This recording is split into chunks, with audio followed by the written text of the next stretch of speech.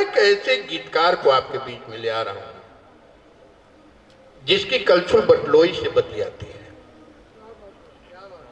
जिसका चिमटा तवे से मचलता है, जिनकी कविता में चूल्हा कुछ नहीं बोलता, चुपचाप जलता रहता है।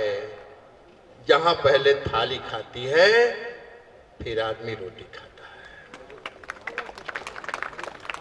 ऐसे रचनाकार का नाम है पुरुषार्थ सिंह। इन्होंने अपने को हवन किया सहरे खमोसा की धरती पर। आज वो पुरुषार्थ सिंह बहुत दिनों के बाद मुझसे मिल रहे हैं। एक बैरागी कवि को, एक बीतराग कवि को मैं, एक अवधूत कवि को आपके सामने मैं दे रहा हूं। एक बार जोरदार ताली बजाइए और गीत गाइए। आज के इस प्रांगण में हमारे अग्रज विपिन बिहारी जी ने जो ये 24 वर्ष तक तपस्या की है, मुझे इस बात का मेरे आत्म में परम तोष है कि आपके आत्म का एक अंश मृत्युंजय अमर के रूप में अंतर्नाथ के साथ जुड़ा है। और छोटे भाई ने वो कहा भी, और मैं आज इस माटी में हूँ। ये महर्षि गादी की नगरी है और मैं आपको इसके लिए साधुवाद देता हूँ कि मंच जो प्रवंच हो गया है, उस प्रवंचना के दौर में आपने एक विशुद्ध मंच स्थापित किया है। यह गाजीपुर की माटी है। मैं प्रबुद्ध मंच को नमन करता हूँ, गीतों से बात करता हूँ। जी बहुत बढ़िया। परिचय की 4 पंक्ति, एक छोटा सा गीत और एक 2 पद का गीत सुनाऊंगा। एक गीत ठीक, एक 2020 है आपने। जी। परिचय की 4 पंक्तियां। पाँव जब भी कभी बढ़ाता हूँ, बहुत अच्छे बहुत अच्छे।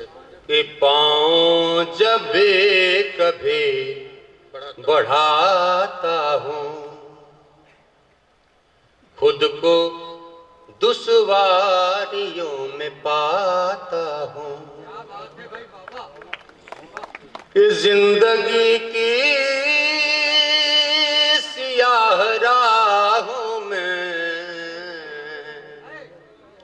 चोट खाता हूँ, मुस्कुराता हूँ, चोट खाता हूँ,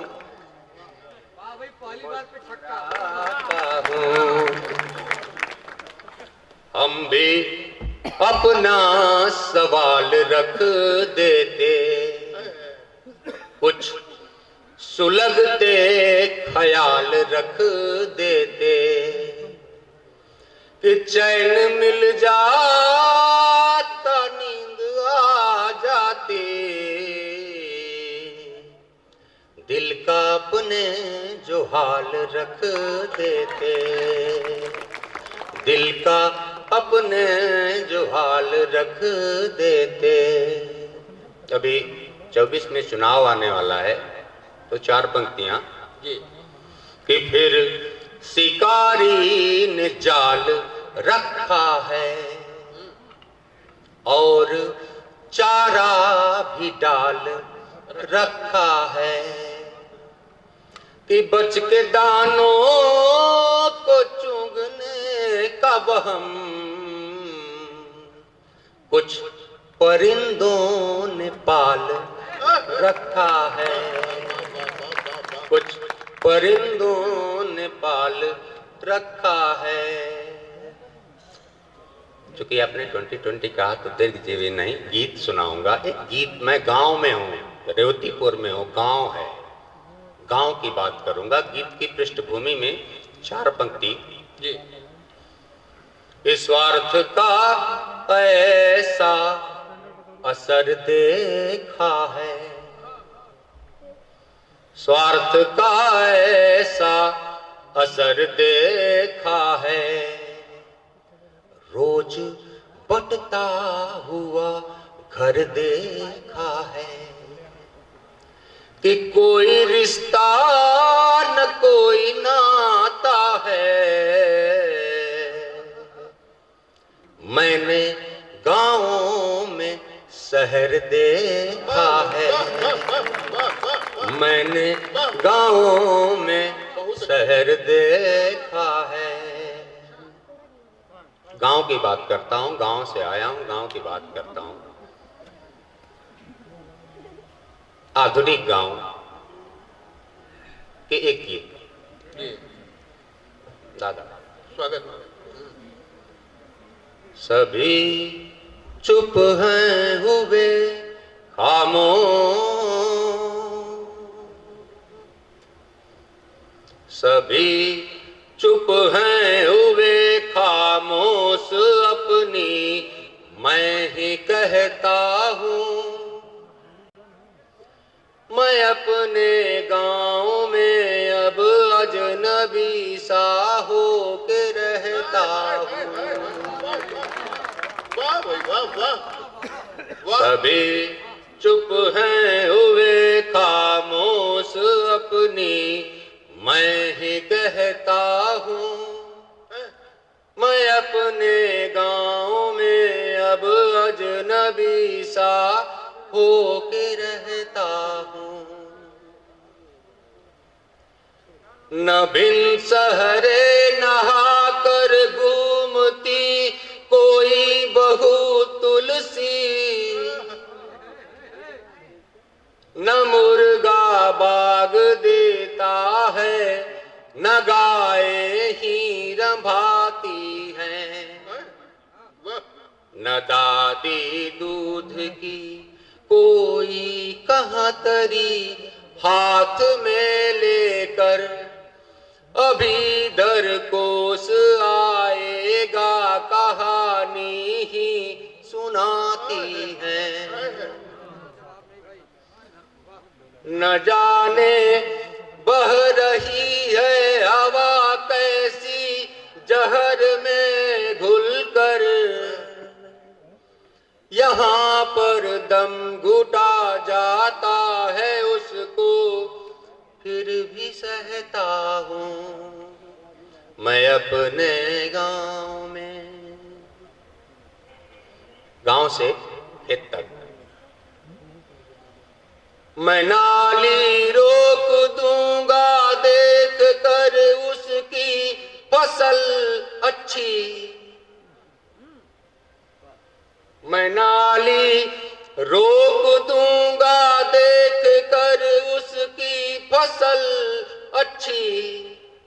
सगाई मेरी बेटी की इसी ने तोड़ डाली है।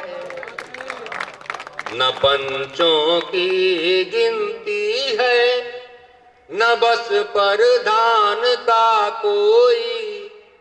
मिलूंगा कोर्ट में उससे भले ही जेब खाली है। बिकूंगा लाख टुकड़ों में भले फुटपाथ पर आऊं, न उसकी बात सुनता हूँ, न अपनी बात कहता हूँ।